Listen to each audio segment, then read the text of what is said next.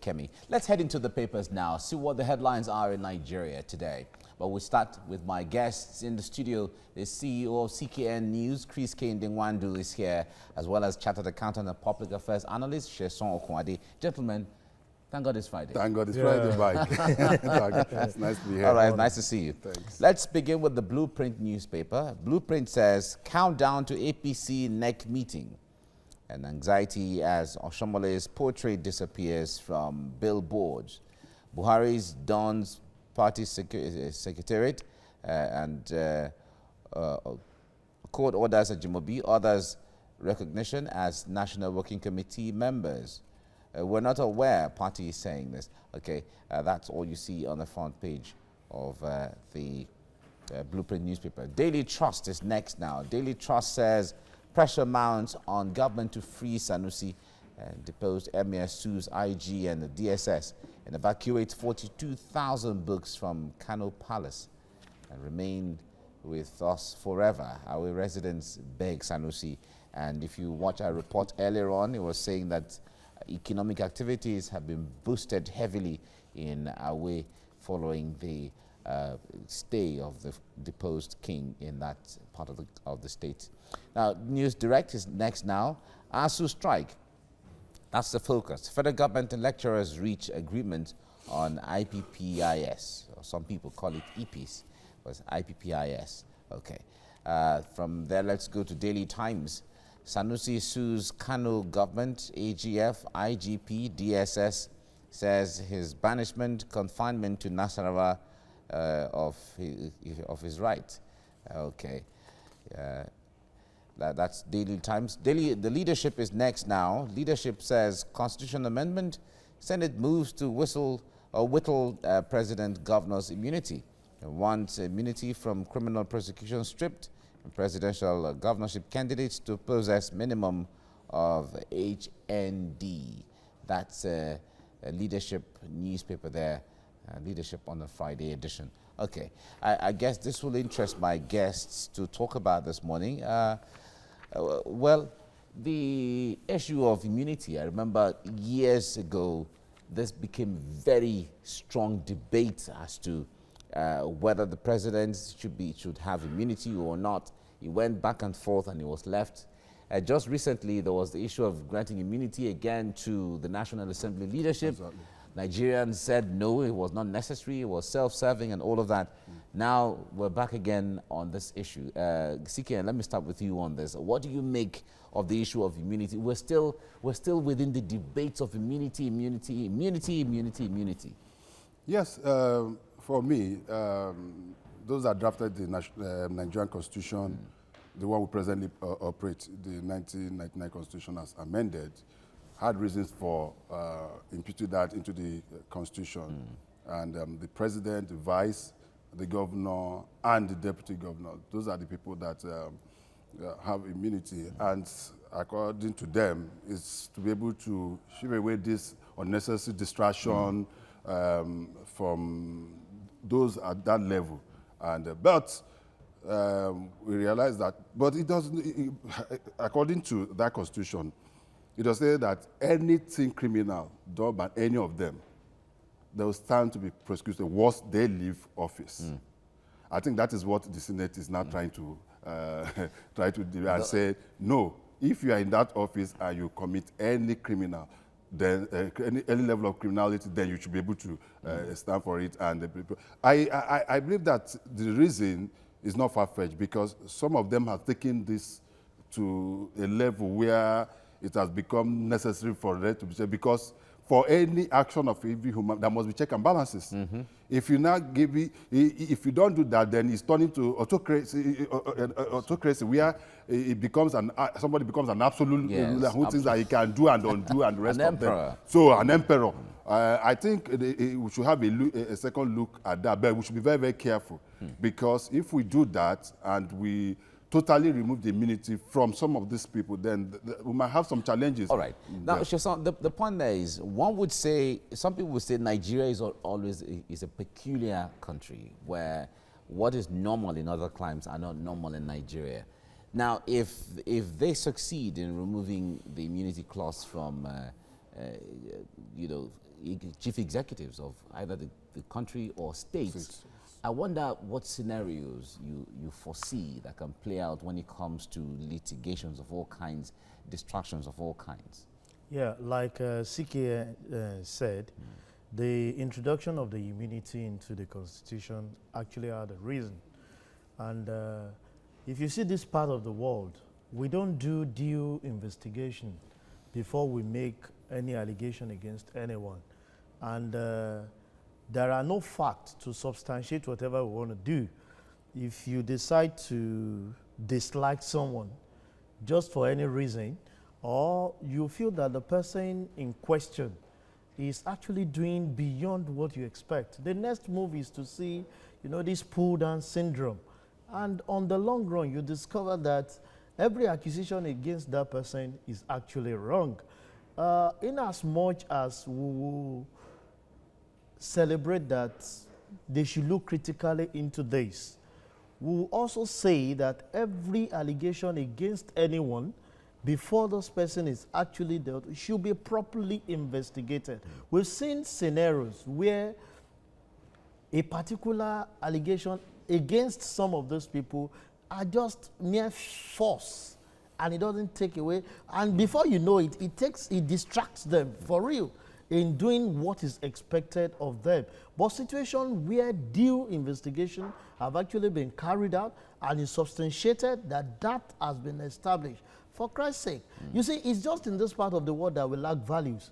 Even when you know such thing has been committed, you don't need anyone to come and chase you out of the office. You should honorably, just, you know, for resign. The sake of posterity, resign and just say the usual thing. He's heir to human. They don't resign. They don't resign in Nigeria. That's why I support your words that things that happen in other countries, it does not happen. Yeah, exactly. Nigeria is very peculiar. Just do that. All right. One other thing, from the headlines, one other issue that the Senate is trying to look at is making HND the minimum qualification for governors and the president. Yes, for me, I don't have any problem with that. Mike, if you have to be hired as a chief executive of an organization, there is a maximum requirement. Minimum required of you. You cannot just pick up somebody with a school start to come and head a multinational company. It's not possible. You must have the prerequisite qualification to do that. And you are talking, Nigeria is a company. Is a PLC, is a public. Exactly, depending on how you want to liken it. Yes, because this is a large economy. Exactly. For you to be able to, not only... And the office of the president is the highest office in the land. So for us to be able to get somebody to occupy that office, we need somebody that has at least the capacity to be able to, and I think that is a good one. We'll be having this issue, just the last election. The last election was all about whether President Buhari was qualified, he had the requisite certificate or not. But I think across the globe, that is the global practice, because you must have, there are certain intelligence that is expected of you. To be able to, you must be able to handle the economy, you must be able to handle the politics, you must be able to handle the human resources and the rest of them, and that doesn't come cheap. So I totally agree with them. Not only HND, I think we should even up it a bit. Until we say that only lawyers can become president. That I'll be scared of, because you might not be able to. No, we all can. All of us will go to law school. All right, thank you very much, CKN, for your time. Thank you, Sheson Kwade, for coming on the program. Thank you. It's time to take a look at stories making the headlines in the papers this morning. And with me to do a review of the big stories, I have with me the CEO of CKN News, Chris Kende-Wando, and chartered accountant, who is also a public affairs analyst, Sheson Kwade. And Chris, good morning to you both. Yes, thank God it's Friday. Indeed, it's so tempting to just look for an outfit that suits your gallant. Okay, I can tag along. Thank you. All right, so let's go to the papers now, starting with Blueprint. Blueprint is leading with what it calls countdown to APC NEC meeting, anxiety as Oshiomhole's portrait disappears from Billboards. Further writers say President Buhari his pictures dons party secretariat, with the court ordering former Governor Ajimobi and others recognition as members of the National Working Committee. But the party is also quoted to say that they aren't aware of all this latest developments. Okay, you can check out the details in a blueprint. Daily Trust is leading with a fresh twist to the Sanusi saga. The former emir of Kano, pressure mounting on governments to free him. Deposed emir sues IG and the DSS. Evacuates 42,000 books from Kano Palace. Remain with us forever. Our residents beg. Former Emir Sanusi. News Direct is leading with education issues. The ASU strike specifically, FG lecturers reach agreement on the IPPIS scheme. Of course, meetings continue next week. We'll see how that pans out. But let's check out Daily Times next. Sanusi is still the big story there. He has gone on to sue Kano government, AGF, IGP, and the DSS. Says his banishment, confinement to Nasarawa is an infringement of his rights. The leadership is towing the line of the Constitution, talking about the amendments to this, the Grundnorm of the land. Senate moves to whittle president and governor's immunity, wants immunity from criminal prosecution stripped. Presidential governorship candidates to possess minimum of the HND qualifications. Okay, The Nation is next. APC governors seek position on NEC meeting. Court admits Ajimobi, Bulama, Chukuma. Appeal court to hear Oshiomhole's case on Monday. Chairman queries Giadom and non-NWC members fault emergency NEC invitation. Let's see what the Daily Sun is leading with. It's coronavirus. Naira under threat. Crashes from 355 Naira to 375. No cause for alarm, FG insists. Gentlemen, that's what the papers are reading now. But can we go with the flow of Daily Trust, talking about this issue regarding Sanusi? Let me begin with you, Sheson. The issue now is, seeing as it has become an interstate matter, as has been argued, who is he or who is really imprisoning the former emir? Could it be the Kano state government or Nasarawa state government or the federal government? How do you view this issue as it presses on with this suit? The Kano state government actually, well, let me first say this is a legal issue, and I'm sure the legal people will give more insight. But on a layman ground, the issue of Sanusi is with the Kano state government, and deposing the emir and actually keeping him in Nasarawa is to their instruction for certain reasons, possibly for peace to reign in the land, and for him, you know the conditions that warrant the depose of the emir. So keeping him in Nasarawa is actually the coffee of Kano state government, which they feel that they need to keep him somewhere for them to have a safe landing with the introduction of the new monarch. Well, be as it may, from the headline, he has challenged the Kano state government, the IG. You know, the instruction definitely from the Kano state government will be communicated to the IG, given instruction to his team, which is the commissioner of police in that state. Right. So he's challenging it at the court that it's an infringement on his rights as a human being. And let's see how we test the water at the court of law today. Absolutely. Well, the case indeed has so many branches. Fight for your freedom. He has been urged. Serap even going on to take the case to the United Nations for action. Let me get your thoughts on this, Chris, before we move on to other issues. Yes, it is his fundamental human right that is at play, and the 1999 Constitution of the Federal Republic, under Section 35, 40, 41, gives him the right to freedom, certain privileges. I don't think himself, I don't think he has an issue with his deposition, so he's not challenging that. What is only challenging is the fact that the normal tradition that once an emir or a traditional ruler has been deposed, he has to be removed and his movement restricted. That happened with former Sultan of Sokoto, Dasuki. Also the Emir in Jakulu, I think that's his name, Jakulu, one of the guy from indeed, yes, remember him? You remember him? Yes. That was also I don't know. Nasarawa has become a second home for any deposed Emir. That one also was sent to Nasarawa State, but he has a right. If you say you cannot beat a child and say he should not cry. If you say you are deposed the man of his of being an emir, that is fine. That is okay. But you cannot restrict his move. He's a Nigerian. Life must continue for him. Okay, he should be able to move around. He should be able to see his people. If he decides to go any part of, if we now say, okay, for security reasons, we don't want to see you in Kano for some time, so that we can be able to stabilize stuff and the rest of them.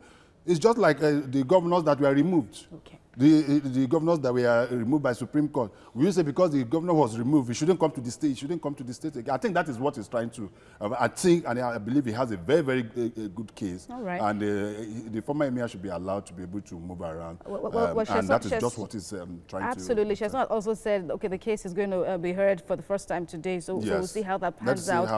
But what is rather more concerning now for us as Nigerians now is the effect of this coronavirus on the economy. Yes. First, earlier in the week, we're talking about its impact on our oil business, now seeing as we are heavily reliant on oil. But now the Naira is said to be under threat, crashing from 355 to 375. Let me get your business mind now, working on this. No cause for alarm, as the federal government says. Is that how it is for you? It's always no cause for alarm. Even when we are going down the drain, there is no cause for alarm. Let me just share this. Basically, there was a business venture that was carried out, a proposal that was set out like 3 months ago by a party that I worked for. Quite interestingly, just this week, we just have to source for Forex to get the deal done. And you see a situation where you quote for about 360 as exchange rate, and you are scavenging for it in the market, where they say you have to do an inflow, and you're getting in as much as 375. It has hit into your margin, it has hit into your profit. The visibility of that business is already threatened. But it's panic buying. You already signed a contract, and it's difficult for you to go back at that point in time because there's a time lag for that thing to be executed. See, it's enough for us to keep saying that we are in charge of this. It's a global issue. It's not only affecting us. When you say you are in charge, this will move. There was a time this dollar rose to the level of 500 to $1. And it's high time we look inward. What exactly can we do for ourselves that we will not venture into this foreign exchange? If Naira cannot be challenged internally, because produce something here and you buy it, you consume, is enhancing your understanding, then you can push some of those things out rather than relying on importing. Every now and then that we rely on importation, we put threat on dollar and we appreciate those other values. So it's high time for government to look internally, build some of our infrastructure, most especially the power sector, and see where people can do business internally, exchange our currency, and move the thing forward. Even developed countries are complaining. So many businesses, it's difficult for people to travel here and there to do so many. So it's now high time for everybody to sit internally and move on. And some have even said that, okay, Nigeria doesn't have that many cases of coronavirus, yet we're already seeing the Naira, being threatened. We're a global village. This way. It's a global village, so you cannot just isolate yourself from what is happening globally. So if you say there's no cause for alarm, I'll tell you that there is so much alarm. Not only the cause.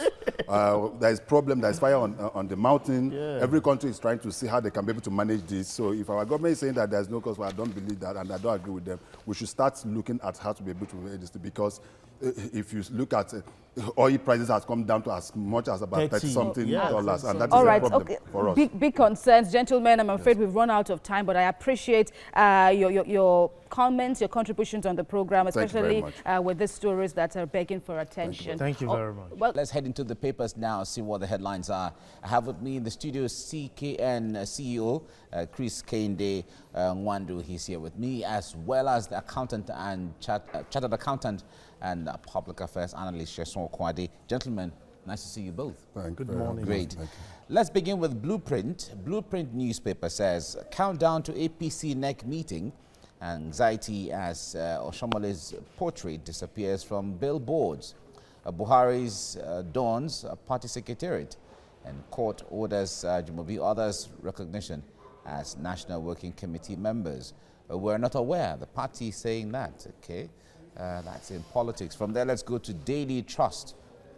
Daily Trust there says pressure mounts on government to free Sanusi. Deposed Emir sues IG and DSS and evacuates 42,000 books from Kano Palace. Remain with us forever. Away residents beg Sanusi. And from our reports earlier, certainly, you saw residents saying that economic activities have been boosted in the last 2 days that deposed Emir Sanusi has been in Away. They also report that Muhammad Sanusi II is a moving encyclopedia with the number of books he has in his private library. Moving on now to News Direct. ASU strike. Federal government lecturers reach agreements on IPPS. All right, and from there, let's go to the Daily Times. It says Sanusi sues Kano government. Attorney General of the Federation, IGP, that's the Inspector General of Police, and the DSS says his banishment, confinement to Nasarawa of his rights. Okay, that's what you see there. From there, let's go to Leadership newspaper. Constitutional amendment, it's talking about something else.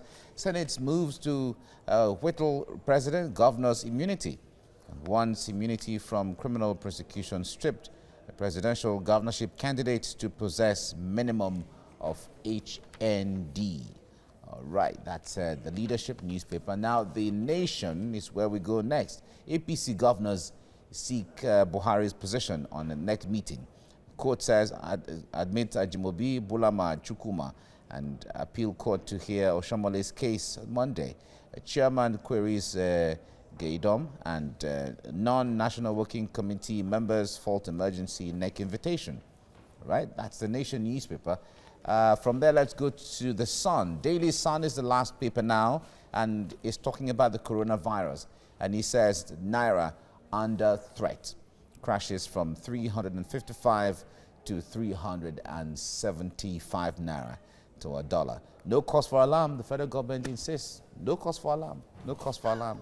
All right, that's what we see. And this is what I really want us to look at. I will bring Sheson here because when you talk about Naira and Kobo, He's an expert. it's a primary constituency. Now, the point there is, Sheson, the Naira has been under intense pressure the past several years, not just now. It's not just even about coronavirus. The coronavirus may only compound the situation. But what do you see going forward? The GMD of NNPC in a press briefing recently was saying that several of the vessels of Nigerian crude oil is stranded in high seas. It was on the papers yesterday. What do you make of the projections going forward? See, considering the fact that we are in a global village, this is expected because it's the forces of demand and supply. And when you have a country who is import-based, everything we do in this part of this world is to get it from other country, and we are not developing ourselves. This is practically the problem that such people face because you rely on other countries to survive. And once there's a particular problem from that part of the world, you are definitely going to be affected. And that's why before now we have tell people that are of concern that we need to look inward. What can we do for ourselves to groom our economy? Those people we are relying on, even though it's a global village, those we are relying on to rely on people. What can we do to look like a comparative advantage and be a beneficiary to you so that when they are taking this, you give that to them? And before now, the only thing we relied on has always been oil. And if you know, as we speak, it's below 30 or around 30 Naira, which will continue to go down because of the problem that we are faced with. But at this point, part of the things we want the government to look into is to make sure what we have been crying about, the infrastructural development to aid businesses in this part of the world, is highly needed. It's not enough to say that we are doing this, but let the people that are doing the business have the impact on it. So many businesses rely on alternative power supply. There's no power supply. People run generator 24/7, Right. and this impacts on their on the end point of their profitability. All right. Now, Chris, the point there is, at times like this headline says, what the federal government is saying, that there's no cause for alarm. There's no cause for alarm. Now, there's no cause for alarm, but we know that the foreign reserve, the Nigerian foreign reserve has come down really drastically in the last couple of months because of the things that we need to do with money. We also know that the government is applying to the seeking the approval of National Assembly to borrow about $22.7 billion to meet up different infrastructural projects and all of that. We also know the unemployment rate. We also know the inflation figures and all of that. But the federal government is saying no cause for alarm. When it comes to management of information and how to tell Nigerians what the thing is without necessarily causing panic, what do you think? How do you think the federal government handles these issues? Well, the federal government to me, the federal government to me and information management, the information management team is just like an ostrich that had his head buried in the sand while the whole body is well exposed. I never expected anything short of this from them. That's their style. We're used to it, eh? They were used to it. So, but on a more serious note, we should call for concern because we are in a global village. Whatever affects other countries affects us, whether we like it or not. The coronavirus issue is becoming a problem. The aviation industry is totally a mess. Countries are being locked down. Italy is totally under lock and key. Iran, Iraq, even United States came out yesterday to ban movement from European countries, about 26 countries from Europe and the rest of them. In extension, it's going to extend to Africa. What it means is that if you have anybody that has traveled around those countries in the past 2 weeks or 14 days and thereafter, if that is the black day, it is. But the beauty of it is that, okay, fine. It also makes some of our government officials to also sit at home and work. Yes, it is, because yes, nobody want carry koro. Koro is his nickname. The nickname in Nigeria. Koro. All right. So, but I think it's time for us to sit up. We cannot continue pretending things are okay when things are not. Just as you rightly said, we are about borrowing $22-point-something billion to be able to finance our budget. Our foreign reserves are depleted from $2-point-something billion to about $7 or so million. We are in deep problem, and this is a mono economy country where we depends on oil. The other alternative we are trying to do, we are just still struggling with agriculture and the rest of them. Whether we like it or not, it is time for us to be able to sit up. Our economic team should be able to sit down. The Central Bank, the Ministry of Finance, and all those involved. Well, I think that there might be the need, if this continues, for the federal government to go back to the National Assembly so that we can have a look at the benchmark for the budget. All right. Now, as it were, because definitely it's obvious that we cannot be able to meet up with that. Sheson, we also hear that investors are converting their monies into dollars because the volatility is so high, it's so unpredictable. But the point there is that investors are just a certain fraction of the entire chain downwards. What can government really do, or how helpless, let me say, how helpless is the government in this situation? You see, everybody at this point in time wants to pull resources and go back to base and see what they can make out of it. How many of foreign people, people in diaspora, are willing to come back home? because those people too are There are pulling more those people things, running away than coming home. than coming And when back home. those people take their resources out here and take it back to the country, they have muzzled out some of those things. But if we have balanced it, that you have made the economy very attractive, even for our people are doing wonderfully well outside there, but it's because there is no proper structure for business to survive in this part of the world. So if people are going back to their base, and we have our people returning back home, the same dollars that they are spending them will be pumped into our economy, and it will definitely make it to grow. So it's going to be a balancing act. Those other investors are going, we have our people coming in, and you definitely have more. When you have more of your citizens in diaspora investing in your economy, it's going to kind of stabilize it. They're having a foreigner doing that. So what we expect the government to do is to put the right infrastructure in place for people outside there, not just only the infrastructure too, even human personnel. It's quite difficult when people labored over there and they try to set up things. Part of our orientation is to just make those things to flat out, and it's really impacting on us. So we want a situation where people can trust the government, because some assorting of policies too affect a lot of things. People just go into it, and the next minute you hear some policies by the government and it's really affecting business. It cuts across. So government should be serious, and there should be consistency in our policy to encourage people, even in diaspora, that are citizens, to believe in us and invest powerfully. Then with that we can move on. It's okay. Well, Koro, according to Chris, CKN, that's has caused a lot of wahala right now. It's causing a lot of problems. We look forward to stability in that industry and then across the world as well, as the numbers go down from China, from the reports we're hearing. Thank you very much, Sheson Okwade, for your coming on the program. Thank you for having me. CKN, Thank you. youngest lawyer in town. Thank you very much. Have a nice weekend. Yeah, exactly.